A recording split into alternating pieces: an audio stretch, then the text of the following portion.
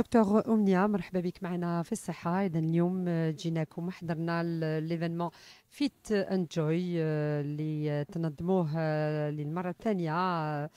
إذا ماذا بينا تعطينا بعض التفاصيل على هاد لا دوزيام édition qui lutte bien sûr contre le cancer et qui préconise à tout ce qui est dépistage et تفضلي دكتور.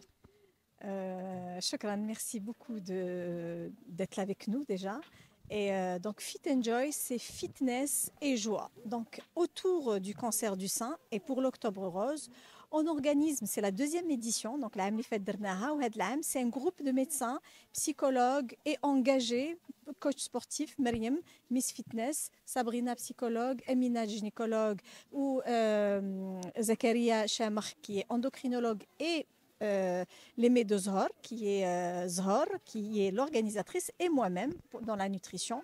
On a pensé l'année dernière à faire cet événement et ensuite on voulait le refaire, mais on n'avait pas trop les moyens. Mais à la dernière minute, on s'est dit, c'est pas vrai, il faut qu'on y aille, il faut qu'on se batte pour le refaire et le refaire chaque année. C'est un engagement personnel, c'est un engagement de cœur. On a vraiment envie, on a juste envie de le faire parce que ce cancer du sein, il faut qu'on lutte, il faut que nous, les femmes et les hommes, sachant que c'est facile, peut-être pas facile, mais c'est possible de s'entraider et vraiment d'essayer un maximum d'engagement et de lutte avec ce qu'on peut, avec les moyens qu'on peut. Moi, je parle de nutrition, chacun dans son domaine.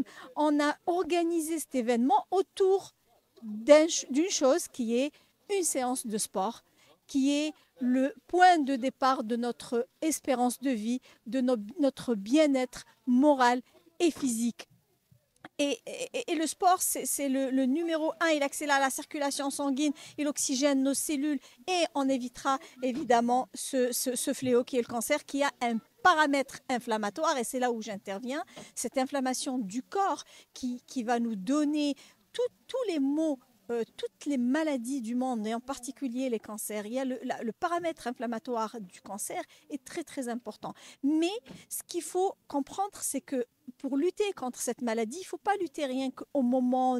Oui, c'est bien le dépistage, c'est très important, mais en amont, c'est-à-dire dans notre vie quotidienne, surtout, maintenant on est des adultes, mais peut-être qu'on n'a pas eu conscience de tout ça, mais nos enfants, la génération qui vient, il faut qu'elle comprenne qu'il est important de manger anti-inflammatoire, de diminuer les viandes rouges, de diminuer le sucre, de diminuer les mauvaises graisses, de diminuer et avoir juste une alimentation de fruits et légumes. On peut manger des légumineuses, etc. Savoir cuisiner et savoir lutter contre cette inflammation, c'est le point de départ. Mais ça, c'est intrinsèque, c'est le corps. Mais l'environnement aussi, il faut lutter contre cet environnement de ondes, Wi-Fi, d'ondes téléphoniques. Il ne faut pas dormir avec le téléphone devant la tête. Il faut éteindre sa Wi-Fi le soir. Il faut éviter les colorants et les conservateurs des boissons et des produits transformés, des charcuteries, des mauvaises graisses, etc. C'est pas difficile, c'est ça le message qu'on lance pendant cet événement. C'est faites du sport, mangez sainement, dépistez-vous et déstressez. Les 4 paramètres qui vraiment vont nous permettre une belle espérance de vie et qui vont nous permettre une vie meilleure pour nos enfants, nos parents et pour nous-mêmes. Aujourd'hui, c'est elles qui ont le cancer du sein. Tout le monde est touché. Peut-être demain, c'est nous. Donc, on est tous. On a une amie qui était avec nous l'année dernière pendant l'événement 2023.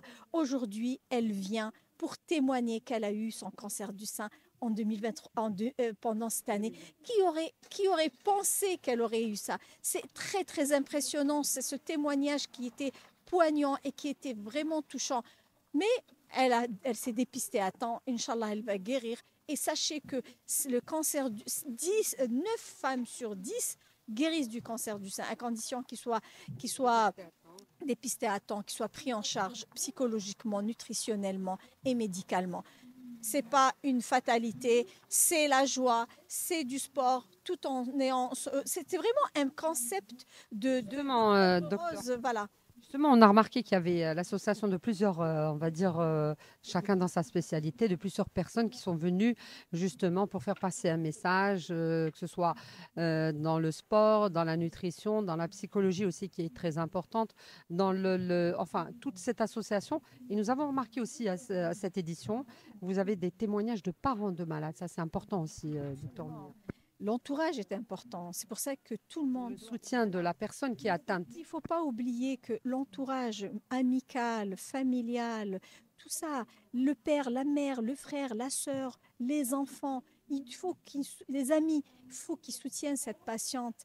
C'est comme ça qu'elle va survivre à cette maladie. C'est comme ça que ça va lui donner une force pour lutter et qu'elle soit positive. Parce que la négative attitude, c'est des hormones qui sont sécrétées, c'est du cortisol qui est sécrété par le stress et tout ça va faire que elle n'aura jamais le moral, pas de motivation pour faire du sport, pas de motivation pour manger sainement et c'est comme ça que ça commence le début de la fin si on peut dire. Mais soyons heureux, soyons positifs et cette maladie, on peut lutter contre cette maladie tout en ayant vraiment une positive attitude.